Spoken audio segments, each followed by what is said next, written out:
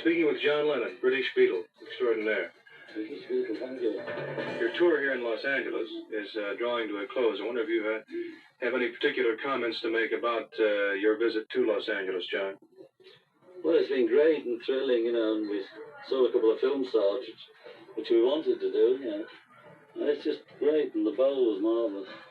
What did you think about the audience and the way they, most of the people, there were more than 17,000 persons in the Hollywood Bowl, and of course, not all of them teenagers, but for the most part, they were young adults and your fans. I wonder if you'd care to comment on the way they conducted themselves the night of your performance. Well, it was so good. It was almost too well behaved, They were very good, weren't they? I've never seen a crowd so big, so well behaved. Really, somebody did a great job. Have you had a chance to listen to America's commercial radio at all since you've been here in Los Angeles? We do nothing else all day. We have a sort of transistor thing each, and we just have them all on at various heights. On whichever record we like, we just turn that one up. What exactly do you think of our commercial radio as opposed to the type of radio that you're accustomed to in England? Well, it's great, but they've just started a couple in Britain now, pirate ships they call them, off the British coast. Similar, only, in a sort of more modified British way. But you get good records all day, which you never got before. But I love it.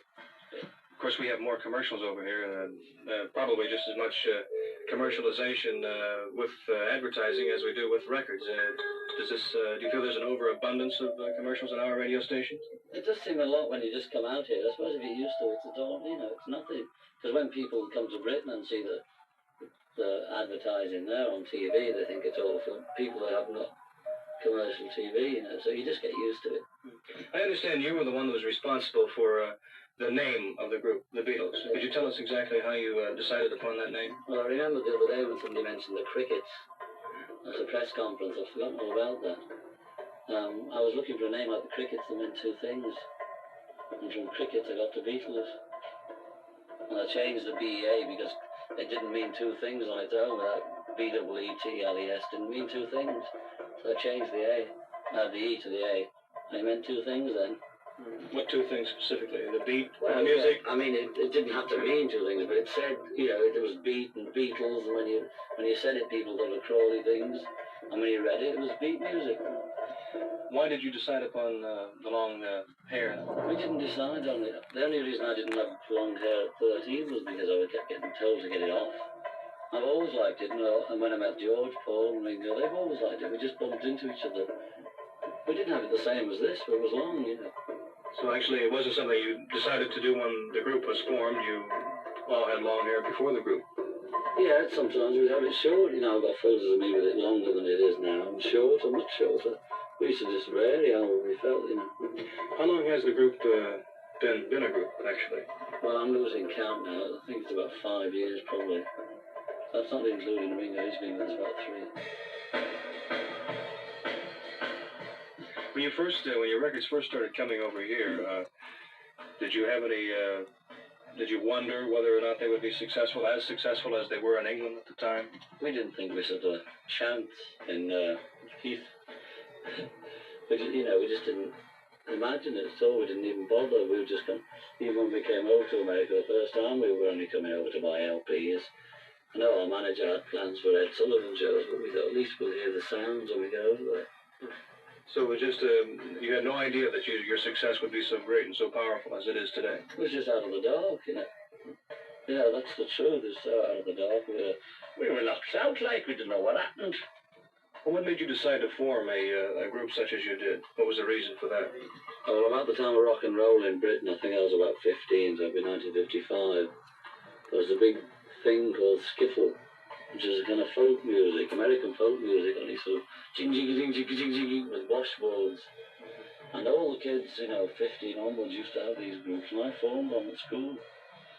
And then I met Paul, I had this group, and then I met Paul, then I met George, and that's the way it went. We changed to rock. And that was all there was to it. When did you cut your first record? I have a clue. That must be about 1.5 years, 2 years ago. What was the reaction to it publicly in England? It only sold in Liverpool.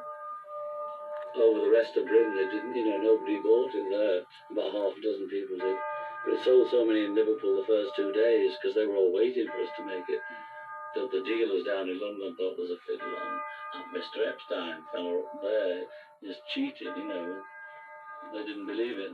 When they wrote in requests for it for radio programs, they wouldn't play it because they thought it was a cheat. Because all the requests and everything came from Liverpool.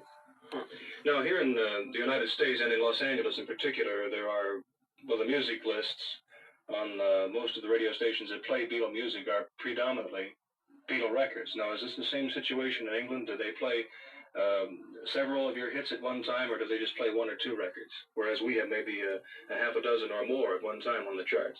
No, they never do that because, well, not on the sort of BBC. The commercial radio doesn't either. They always give equal sort of spots to everybody.